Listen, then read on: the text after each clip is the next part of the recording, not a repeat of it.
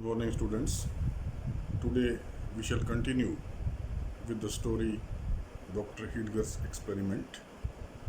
Up to now, we have discussed about the four friends of Dr. Heidegger as well as about the study of Dr. Heidegger. On the summer afternoon of our tale, a small round table as black as ebony stood in the center of the room, sustaining a cut glass vase of beautiful form and elaborate workmanship.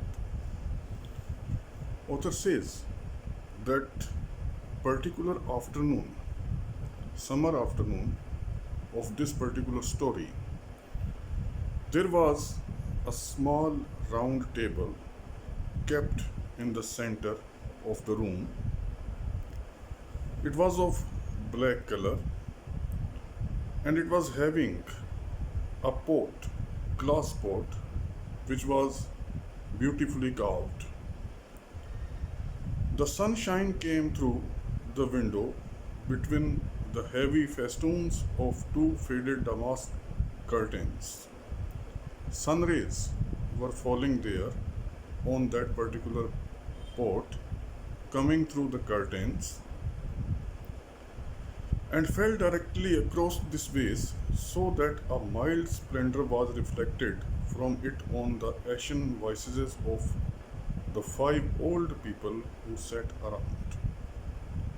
The reflection of sun rays, it was falling on the faces of these five people, Dr. Heidegger as well as four his friends, and they are mentioned here as having ashen visages, old faces.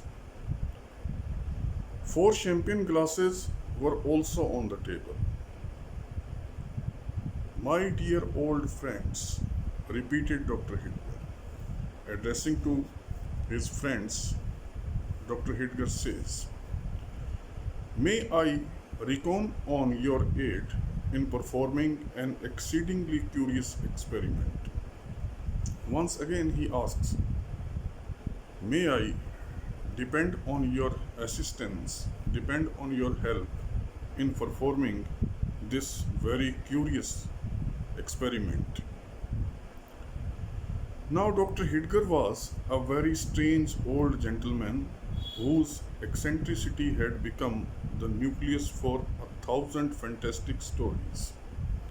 At this stage, Dr. Heidegger was a very peculiar, very strange old gentleman, and he was famous for his eccentricity, and which was the very center point of a number of stories about Dr. Heidegger. Some of these fables, to my shame be it spoken, might possibly be traced back to my own veracious self. Writer says that some of the stories, if I examine myself, they trace back, they can be found back, whereas my veracious self, my truthful self is concerned. And if any passage of the present tale should startle the reader's faith, I must be content to bear the stigma of a fiction monger. He says that if a single passage of this story startles the faith of the reader, he says that he is ready, he will be contented to accept it as he is a fiction monger, he is a story maker. When the doctor's four guests heard him talk of his proposed experiment, they anticipated nothing more wonderful than the murder of a mouse in an air pump, or the examination of a cobweb by the microscope, or some similar nonsense with which he was constantly in the habit of pestering his intimates. When the four venerable guests, the four friends of Dr. Heidegger, they heard about this experiment. What they thought? They thought that something nonsense is going to be performed by Dr. Heidegger as he is used to do. For example, the murder of a mouse in the air pump or the examination of a cobweb by the microscope. These are some of the things, some of the acts, some of the practicals by which constantly he troubles his visitors. But without waiting for a reply, Dr. Heidegger hobbled across the chamber. He didn't wait reply from his friends. He walked across across the chamber and returned with the same ponderous folio, came back having in his hand that big volume, that big book bound in black leather, which common report affirmed to be a book of magic. As this has been already mentioned, this has already been discussed, he returned there having that book of magic in his hands. Undoing the silver clasps, he opened the volume. Losing the clasps, he opened that book and took from among its black lettered pages a rose. After opening the book, he took a flower, rose flower, from the black letter pages of this book. Or what was once a rose? The condition of the flower was withered, shape was that of the flower, but color wise, fragrance wise, it was not seen to be the exact flower. Though now the green leaves and crimson petals had assumed one brownish hue. Whereas the condition of the flower is concerned, author says that the green leaves and the red color of the petals, it has turned into brown color. And the ancient flower seemed ready to crumble to dust in doctor's hands. It was so dry, it was so weak, it seemed as if it was going to crumble within the hands of Dr. Heidegger. This rose, said Doctor, with a sigh, taking a deep breath, addressing to the friends. Dr. Heidegger says that this rose, this same withered, crumbling flower blossomed 550 years ago. This dry flower, brown colored, withered, crumbling flower, he says that exactly it bloomed 55 years ago. It was given me by Sylvia Ward, whose portrait hangs yonder. He says that it was gifted to me by Sylvia Ward, the beloved of Dr. Heidegger.